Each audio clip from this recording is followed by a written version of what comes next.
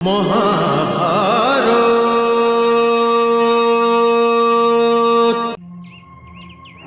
আমি কি ওনাকে দর্শন করতে পারবো?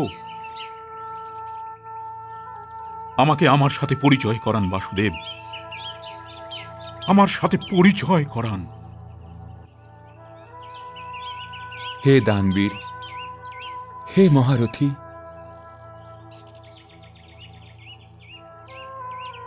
আপনি কি সত্যকে সহ্য করতে পারবেন? সত্যের আঘাত অপমানের আঘাতের চেয়ে গভীর হতে পারে না বাসুদেব।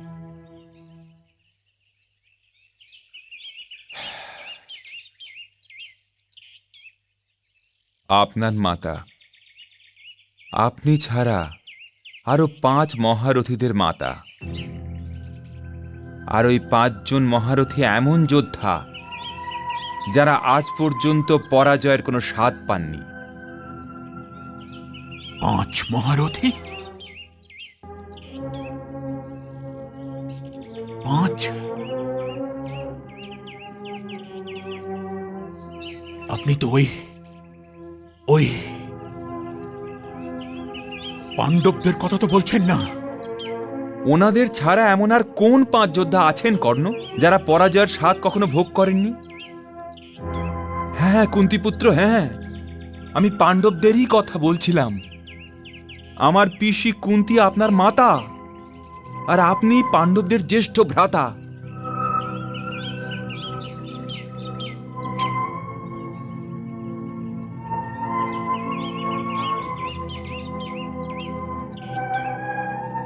আর আমার পিতা কে হন বাসুদেব? আপনার এই ইষ্ট দেবতাই আপনার পিতা কর্ণ। আমি সূর্যপুত্র? হ্যাঁ,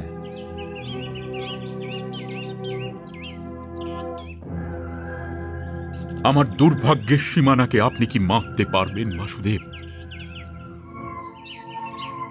আমি সূর্যপুত্র কর্ণ, রাধেয় নামে সবার কাছে পরিচিত। আমি কুন্তিপুত্র কর্ণ, রাধেয় নামে সবার কাছে পরিচিত। আমি কুলীন যুধিষ্ঠির, শক্তিশালী ভীম, সুরবীর অর্জুন, সুন্দর নকুল আর বুদ্ধিমান সহদেবের জ্যেষ্ঠ ভ্রাতা কর্ণ, রাধেয় নামে পরিচিত। সমস্ত সংসার আমাকে সূতপুত্র বলে ডেকে গেছে, আর আমি শুনেছি, কেবল শুনে গেছি। একবার ভাবুন বাসুদেব, একবার ভাবুন। একটু আমার দুঃখ বোঝার চেষ্টা করুন আপনি, আর তার উপায়ও বলে দিন। হে দেবকী নন্দন, আপনি তো নিশ্চয়ই আগে থাকতেই সবকিছু জানতেন, তবে আপনি আমাকে বলেননি কেন বাসুদেব? বলেননি কেন বাসুদেব? বলেননি কেন? আর আজ আমাকে কেন বলতে এলেন আপনি? আমি পাণ্ডবদের জন্য ঘৃণার পুঁজি নিয়ে এতদিন বেঁচেছিলাম, আর নিজেকে ধনী মনে করেছিলাম। আমি ধনী মনে করেছিলাম। আপনি আমাকে সবকিছু বলে দিয়ে আমার মানসিক ভারসাম্য কেন নষ্ট করলেন? আমার থেকে আমার ঘৃণা ছিনিয়ে নিয়ে আমাকে অসহায় কেন করে দিলেন? কেন আপনি এমন কেন করলেন?